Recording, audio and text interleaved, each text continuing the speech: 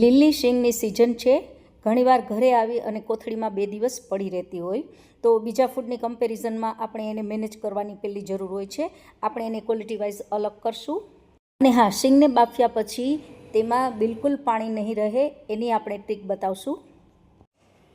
શીંગની સિઝનમાં શીંગ ઘરે આવ્યા બાદ આપણે એની ક્વોલિટી વાઇઝ કેવી રીતે અલગ કરવી અને બાફ્યા બાદ પણ તેની અંદર બિલકુલ પાણી ના રહે તે રીતની આપણી રેસીપી અહીં. ચાલો રેસીપી સ્ટાર્ટ કરીએ. 2 પાણીએ વોશ કરી લીધી છે, એટલે આની અંદર જરાય માટીનો ભાગ નથી. આ શીંગમાંથી સારી ક્વોલિટીની બિયાવાળી આપણે અલગ કરશું અને એના મોં ભાગમાંથી આપણે એને દબાવી ચપટીમાં અને થોડી થોડી ખુલે એ રીતે આપણે અલગ કરી ક્વોલિટી અને એને આપણે બાફશું. ગેસની ફ્લેમ ચાલુ કરી દીધી છે અને શીંગમાં આપણે ડૂબે એટલું હવે પાણી નાખશું તેમાં અને આપણે હળદર ઉમેરશું. હળદર બાફ્યા પછી શીંગમાં ચીકાશ બિલકુલ નહીં લાગે. શીંગ જે ચીકાશ પકડી જતી હોય છે ને એ છેક સુધી એવી ને એવી રહે છે.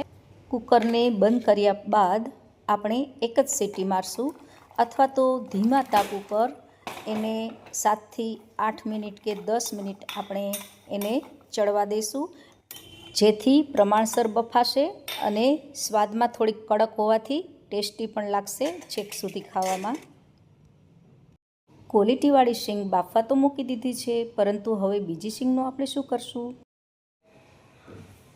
જે બચેલી છે ને, જે વધારાની ક્વોલિટીની, એને શેકી નાખશું અને આ સળેલા અને જે વધારાના છે ને એને આપણે દૂર કરી દેવાના છે ને આ શેકવાના ઉપયોગમાં લઈ લેશું. બાફેલી શીંગને વોશ બેસિન એરિયામાં ઠંડી થવા મૂકી દીધી છે અને હલાવતા રહેવાનું છે કે જેથી કરીને બાફતી વખતે શીંગમાં જે પાણી જતું રહ્યું હોય ને એ આસાનીથી નીકળી જશે. બાફેલી શીંગને આપણે 2 થી 3 કલાક કોરી થવા દઈશું અને અહીં આપણે હવે શેકવાની વિધિ ચાલુ કરી દીધી છે. જો જાળીવાળું વાસણ લેવાનું છે, કઢાઈ હોય કે ચારણી હોય એમાં આપણે ફૂલ તાપ રાખી અને આપણે શીંગ અહીં શેકી લીધી છે.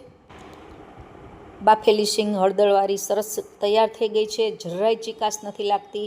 એના શીંગના બી કાઢીને પણ ફ્રીજમાં મૂકી શકાય છે અથવા તો આખી શીંગ પણ ફ્રીજમાં મૂકીને 3 દિવસ ખાઈ શકાય.